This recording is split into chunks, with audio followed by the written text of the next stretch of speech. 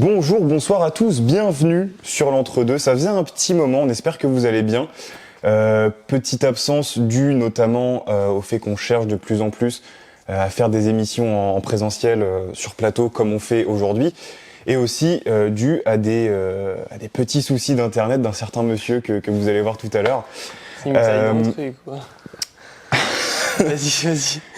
Aujourd'hui, on tourne chez RVB, le RVB Space, qui est un espace de coworking situé au 6 rue Aubert à Saint-Denis.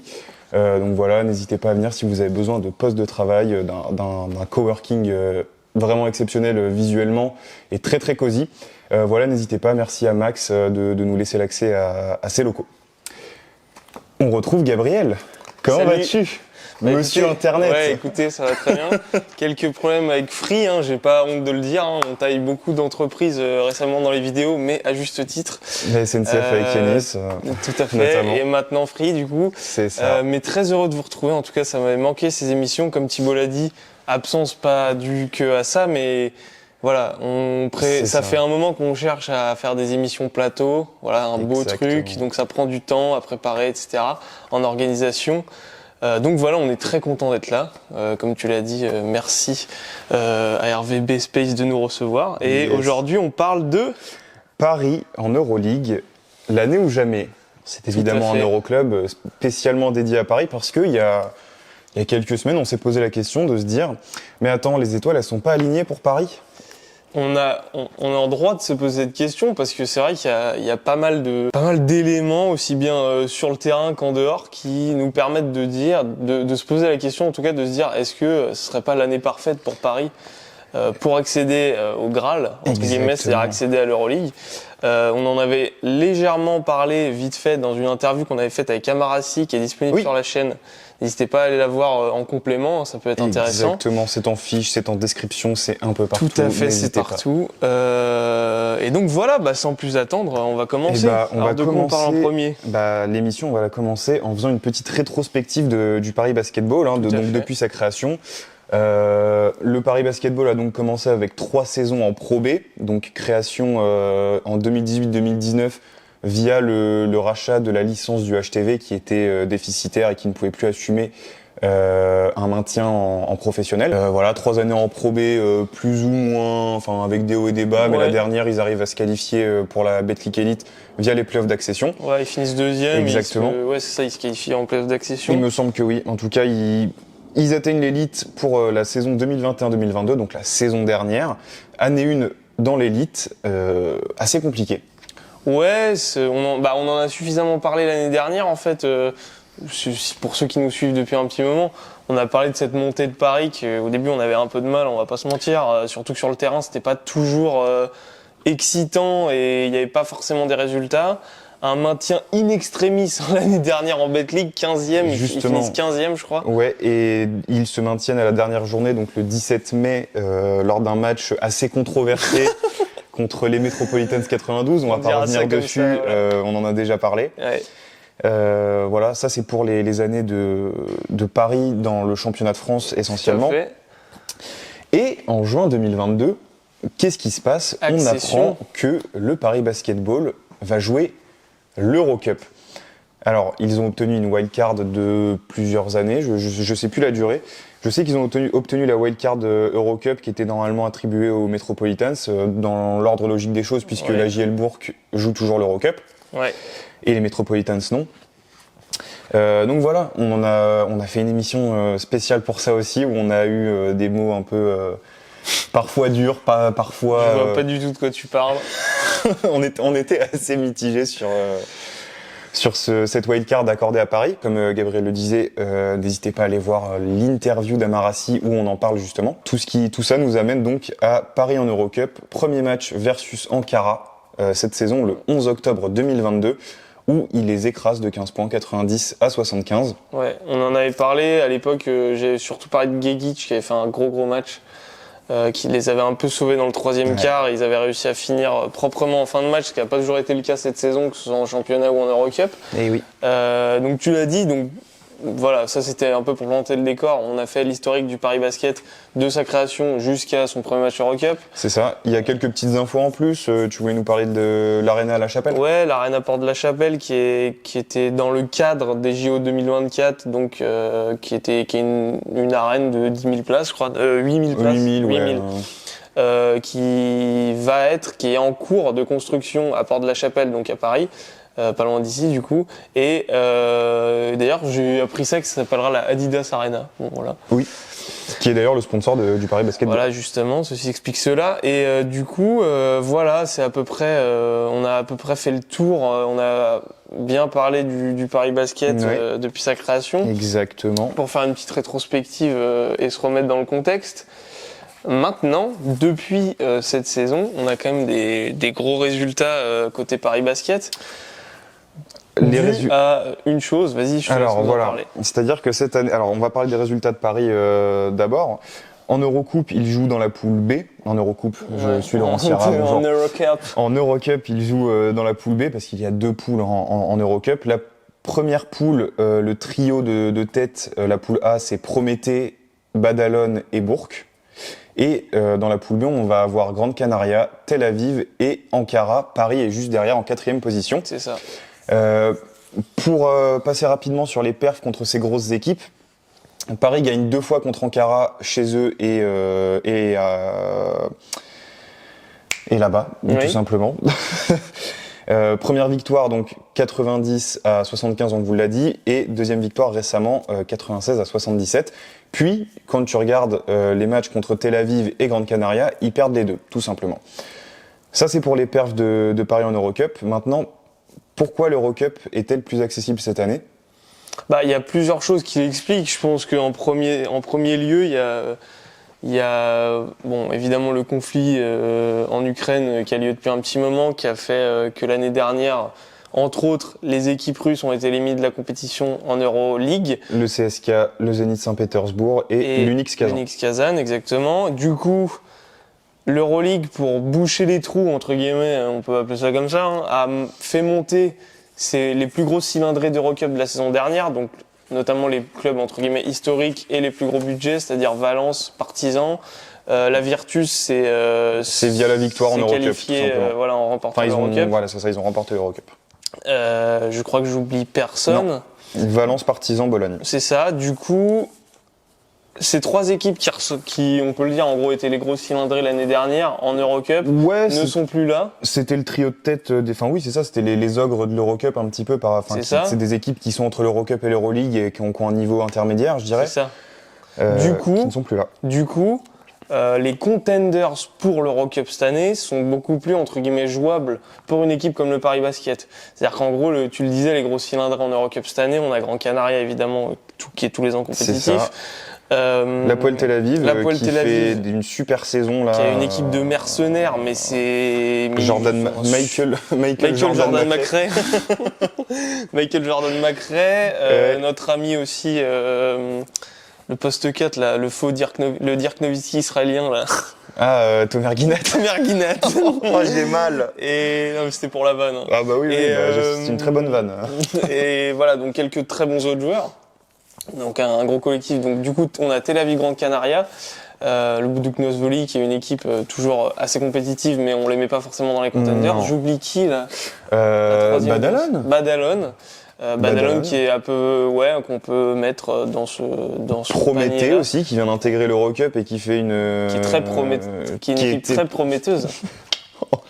Allez, on enchaîne. Elle est validée à la VAR. Ouais, et du coup, Paris qui fait des grosses performances cette année. On a un peu un Paris à 2 visages cette saison entre la Betclic Elite et l'Eurocup. En Eurocup cette année, donc tu l'as dit, ils sont 5e en Eurocup au global et 4e de leur groupe B. Une attaque à quasiment 87 points de moyenne, ce qui est très très sérieux, et une défense on va dire averagement à 84,5 points qui c'est une moyenne. Et on a clairement une volonté, contrairement un peu à l'Asvel, on en discutait en off, mais contrairement à l'Asvel on sait pas trop ce qu'ils jouent, ils sont sur les 2 tableaux en Euroleague et en championnat, mais ils sont pas ultra performants dans les deux. C'est ça. Paris, On a l'impression en tout cas qu'ils ont clairement fait le choix de l'Eurocup, qu'ils mettent un peu plus le championnat de côté, et ça se voit notamment au niveau des stats individuelles. On vous envoie le visuel en post-prod. Et oui. Kamagaté, qui est la 3e meilleure éval d'Eurocup avec 19.4 d'éval, qui a 18.7 en championnat, donc grosse évolution. Kyle Holman, qui est 4e meilleur marqueur d'Eurocup à 18,7 points de moyenne, qui a environ 15 en championnat, donc il y a une vraie, c'est vraiment oui, environ, parce qu'il y a une régularité. Il y a des vraies différences, ouais. Mais voilà, il y a des vraies différences. C'est pas fini, puisque Kamagaté, qui est 2e meilleur rebondeur d'Eurocup, à 9.6, en championnat, il est à 7.7. Passe décisif, c'est pareil, il me semble que c'est Wallace, là c'est le seul qui est en régression entre guillemets par rapport au championnat. Il est à 4.6 en Eurocup, ce qui en fait le 16e meilleur passeur de la compétition, là où il est à 5.1 en championnat, donc c'est le seul qui régresse. Au contre, Kamagaté à 1.7 dans les deux compétitions, il est meilleur contreur d'Euroleague, donc il est 3e meilleur éval, 2e meilleur rebondeur, premier contreur. Le Kamagaté, il a un bon le Kamagator. Le Kamagator, il a un bon petit dossier pour, on en parlait en off, potentiellement être MVP d'Eurocup cette saison. Et à l'interception, on a Bégarin qui est 2e meilleur intercepteur de l'Eurocoupe. Tu vois, moi aussi je dis Eurocoupe maintenant. Voilà. À 2,1 interceptions, là où il a 1.3 en championnat. Et à noter que Wallace est aussi dans le top 5 des intercepteurs en Eurocup, il est à quasiment 2. Là où il est à même pas 1 en championnat. Donc, ce qui nous fait, là on parle purement statistique, mais au moins un Parisien dans le top 5 de chaque catégorie statistique en Eurocup, ce qui est quand même assez fou pour être souligné, sauf à la passe D avec Wallace qui est top 16 du coup. Un différentiel du coup flagrant, on le disait en termes statistiques entre la Betclic Elite et l'Eurocup, mais surtout j'ai l'impression que c'est une volonté différente de jouer. Enfin, je trouve qu'en Eurocup, ils ont plus d'impact. Tu vois, ils viennent, en gros, quand ils se déplacent pas pour rigoler, tu vois. Moi, j'ai 2 analyses par rapport à ça. La première, c'est que, effectivement, ça se voit dans les stats, que ce soit au niveau, purement statistique et même au niveau des minutes. Je sais pas si tu les as, sous les yeux, mais en moyenne, il me semble que les joueurs majeurs du Paris Basketball jouent beaucoup moins en championnat, ce qui est plus ou moins logique parce que c'est pareil pour l'Asvel ou Monaco pour les équipes qui jouent l'Euroleague, mais ils jouent pas significativement, mais presque moins qu'en Eurocup. Ça c'est une première chose, et effectivement oui, sur le terrain, le style de jeu mis en place par ça on en a déjà parlé en plus. Le style de jeu mis en place par Will Weaver est beaucoup plus adapté à l'Eurocup. Je suis d'accord. Et au style de jeu de l'Eurocup qui est pas presque du run and gun pour toutes les équipes, mais du jeu très rapide. Avec une grosse dimension athlétique. C'est ça. Ouais, je suis d'accord. Et même, je trouve que de manière plus tactique au sens global, c'est-à-dire que certes, ça leur convient mieux en termes de format, pas de format, mais de style de jeu à l'Eurocup, en rencontrant des équipes un peu Eurocup, où ça joue un peu plus terrain ouvert, entre guillemets, où il y a beaucoup de courses, beaucoup de relances et tout. Ils arrivent, j'ai l'impression aussi à mettre mieux en place leur défense, leur système défensif.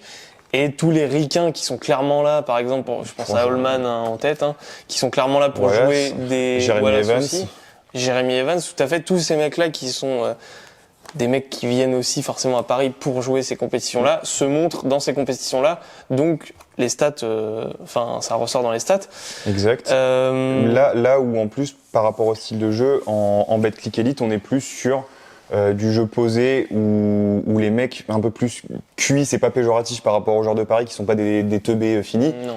Mais en termes de compréhension du basket, ça va un peu plus loin en Betclic Elite, j'ai l'impression. La dimension athlétique est quand même là, mais moins présente qu'en Eurocup. Disons qu'il y a peut-être, en Eurocup, c'est plus équilibré peut-être entre la tactique et le côté athlétique. C'est ça.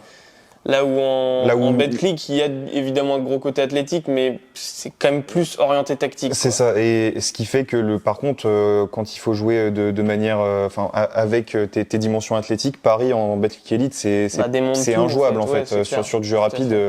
Ils ont presque, je sais plus si c'est un pace, mais en gros ils ont en termes de nombre de possessions, ils ont presque équivalent à une équipe NBA en fait. Ouais, donc ce qui est hallucinant. fou. On en a déjà parlé, c'est un style de jeu c'est leur style de jeu maintenant, c'est leur ADN de jouer équiper un peu de G-League en fait. Avec des mecs avec du talent, grosse qualité athlétique et des jeunes, Kamagaté, Bégarin, etc. C'est vrai qu'on se rapproche pas mal d'une équipe de G-League. Ça ressemble à beaucoup. Et Will Weaver a été ancien coach, il me semble, a été dans des coaching staff, en G-League, etc. Il me semble, à vérifier. Donc voilà. Et donc du coup aussi, Cocorico, quand même, on tend peut-être à un back-to-back MVP pour un Français, enfin 2 Français de suite, MVP d'Eurocup, sachant que Mme Jaité l'a été l'année dernière avec Bologne. La formation antérieure de la France. Tout à fait. S'il vous plaît. Donc c'était à souligner. Ouais. Et Mathias Le Soir aussi en Euroleague, bref, mais c'est autre chose. Ouais. Ça, c'est... Et du coup, j'avais juste à noter que Kamagaté est aussi 4e meilleur pourcentage au tir d'Eurocup avec 57 sur 73, donc 78%. Plutôt sympa. Et pour finir, du coup, Paris, c'est la 3e meilleure attaque en moyenne, en nombre de points marqués, c'est la 3e meilleure attaque d'Eurocoupe. C'est quand même très, très sérieux. Et je le disais, average en défense, 14e défense, avec un différentiel de plus 2,4. Kamagaté, il fait vraiment le café. C'est fait plus que le café, là, il te sert le petit-déj. C'est vraiment, Kamagaté fait une saison exceptionnelle et je trouve qu'on n'en parle pas assez dans les médias de manière générale. Je suis d'accord. Comme un peu même Jaité l'année dernière, il a été MVP d'Eurocup, à part les médias Eurocup, etc. On en a pas parlé, tu vois. C'est peut-être pire encore que pour Mam, parce que Mam jouait à Bologne, là il joue à Paris. Tu vois, au niveau médiatisation, ça devrait être un peu plus sérieux. Ouais. Donc voilà, là on a fait le tour sur le côté un peu l'historique de Paris, qui a un peu depuis 2018 un peu une croissance exponentielle, presque, on peut le dire, vu que voilà, c'est une équipe qui passe les échelons chaque année. Ils montent l'année dernière, ils se maintiennent, ils valident l'Eurocup, ils obtiennent une licence Eurocup, ils jouent l'Eurocup cette année, sans parler de championnat, ils vont peut-être réussir à se maintenir, ça, c'est trop tôt pour le dire encore, mais bon, voilà. Je me fais pas trop de soucis pour Paris cette année. Moi non plus, mais on ne sait jamais numériquement. Et donc, du coup, une très bonne saison Eurocup cette année, donc c'est vraiment, ils passent des paliers chaque année. C'est aussi une des raisons pour lesquelles on dit que c'est peut-être la bonne année pour qu'ils se qualifient en Eurocup. C'est donc une compétition, des équipes moins compétitives autour que les années précédentes. Eux qui performent à haut niveau en Eurocup. Oui. Et aussi, dans les bureaux de l'Euroleague, effectivement, on parle quand même pas mal de Paris en ce moment. Exactement, monsieur Marshall Glickman. Du coup, on a monsieur Marshall Glickman, qui est directeur général de l'Euroleague depuis peu, qui s'est exprimé... Aux côtés de Dejan Bodiroga, tout à fait, qui s'est exprimé sur les antennes de Squeak, il y a quelques temps, déjà, il y a plus d'un mois, je crois, et qui disait, vous l'avez en plein pot à l'écran, donc, en parlant de Paris Basket, bien sûr que j'aime Paris. Paris est une priorité très importante pour l'Euroleague. Cependant, David Kahn et son club ne sont pas les seules options. Nous avons des intérêts ailleurs, mais nous souhaitons bien sûr voir le Paris Basketball en Euroleague dans les années à venir. Donc, il y a quand même beaucoup d'éléments qui sont réunis pour dire que sportivement, pour l'instant, ils cochent les cases. Ils cartonnent en Eurocup, on va pas mâcher nos mots. Honnêtement, ils peuvent remporter l'Eurocup cette année. On est sur ce type de saison-là. Et en plus, dans les bureaux, et on sait que l'Euroleague a quand même un peu tous les droits sur ce qui se passe sur les montées. Invitations, oui. Tu vois, parce que si on suit vraiment le règlement, Bursaspor devrait être en Euroleague. Oui, mais ils ont dit non. Voilà. Ils ont dit non, pas assez de budget, etc. Effectivement. Ce qui est quand même un peu dégueulasse sportivement, mais bon, ça c'est un autre débat. En tout cas... Donc ça c'est un élément en plus, effectivement, l'attrait de l'Euroleague pour Paris renforce l'idée que c'est potentiellement l'année ou jamais. Sachant que, oui, tout à fait, et sachant que, contrairement à Bursaspor, je pense que si Paris va en finale d'Eurocup cette année, ils sont automatiquement, là, ils vont pas parler chinois, et je pense qu'ils seront en Euroleague ils vont les mettre en Euroleague l'année prochaine. Bah oui, parce que ils peuvent se qualifier sportivement, mais on a aussi des contrats expirants pour les équipes Euroleague. Des licences, Des contrats, des licences expirantes. Alors déjà, on écarte Monaco qui s'est qualifié l'année dernière en play-off et qui, cette année, sauf cataclysme, devrait se qualifier en play-off. Va se qualifier en play-off. Les licences expirantes en Euroleague cette année, il y en a 5. Nous avons la Virtus Bologne qui vient de monter, le Partizan Belgrade, l'Étoile Rouge Belgrade, l'Alba Berlin et Valence, on ne sait pas encore trop parce que ils sont à l'heure actuelle top 8 en Euroleague. Oui, mais tout peut se passer, donc. Tout peut se passer, mais pour l'instant, petite étoile sur Valence. Voilà. Il faut par contre savoir que pour les gagnants de la Ligue Adriatique, donc là sont concernés le Partizan Belgrade et l'Étoile Rouge, il y a une qualification automatique à l'Euroleague. Ouais. Pour le gagnant, ouais. Donc il y a forcément un de ces deux, à moins que coup de tonnerre, sauf si c'est le Cibona Zagreb, mais j'aimerais bien, mais ça m'étonnerait. Ça m'étonnerait, donc dans 99% des cas, c'est soit le Partizan, soit l'Étoile Rouge qui va rester en Euroleague l'année prochaine. Ouais. Donc ce qui nous laisse potentiellement 2-3 slots qui peuvent sauter, donc ça laisserait de la place à Paris, même s'ils ne se qualifient pas sportivement, pour jouer l'Euroleague l'année prochaine. Voilà, bah écoute, je pense qu'on a bien fait le tour. Bah voilà, en fait oui, c'est ça, c'est toutes ces raisons, enfin je sais pas si on peut résumer. L'obtention et les résultats sportifs via la wildcard Eurocup, l'attrait du management de l'Euroleague du management, on se comprend, des gens dans les bureaux, du bureau, ouais c'est ça, des dirigeants de l'Euroleague pour Paris. Il y a aussi Londres, c'est une des priorités autres que Paris. Des grandes villes, c'est ça, les capitales européennes.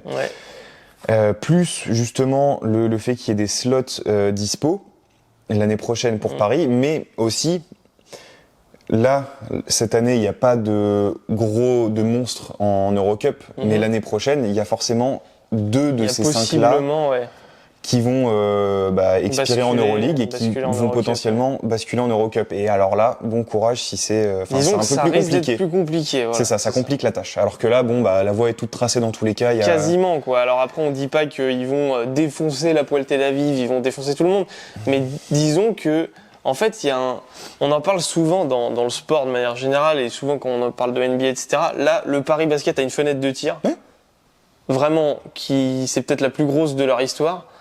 Est-ce qu'ils vont la rentrer dans la fenêtre ou est-ce qu'ils vont la louper quoi? Est-ce qu'ils vont louper le coche? C'est comme Valence l'année dernière qui sort en demi ou en quart face à Bologne et qui joue quand même l'Euroleague, tu vois. Après du coup c'est pour d'autres raisons. Contexte différent, mais voilà, donc du coup c'est ce qui rend la fin de saison de Paris en Eurocup hyper excitante quoi. Oui, ça va être un feuilleton super intéressant. C'est clair. Et puis on a envie de voir, peut-être pourquoi pas, t'imagines 3 équipes françaises en Euroleague. Écoute, moi là, je vois qu'il y en a beaucoup qui s'insurgent sur le fait que Paris puisse jouer l'Euroleague alors qu'ils sont relégables. Alors qu'ils sont pas relégables, mais que les résultats sportifs dans leur championnat sont pas ouf et que l'Euroleague en fait beaucoup. Alors ça c'était avant qu'il fallait gueuler, maintenant on sait qu'il y a tous ces éléments-là et que l'Euroleague va faire un maximum pour que Paris puisse jouer. Donc moi puis en Eurocup ils sont bons quoi. Oui, mais personnellement je suis d'avis que plutôt de dire c'est un scandale, sportivement c'est pas ouf, on le sait, voilà. Ouais. Maintenant Paris va potentiellement jouer l'Euroleague d'ici quelques années, donc autant soutenir des clubs français plutôt que de dire vous méritez pas. C'est ça, donc là pour l'instant ils sont à 9 victoires, 5 défaites. Mon avis.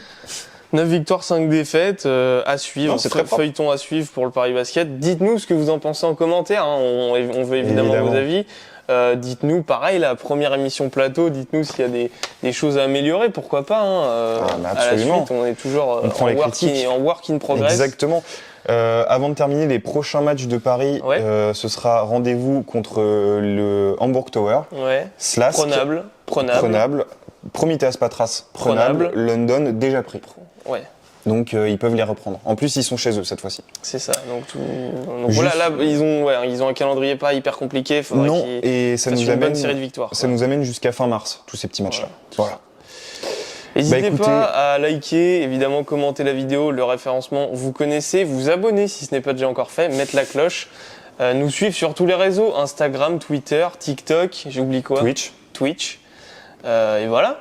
LinkedIn, non, c'est faux. Pas encore. Sur ce, bonne journée, bonne soirée, prenez soin de vous, la bise, restez branchés, à bientôt. Salut.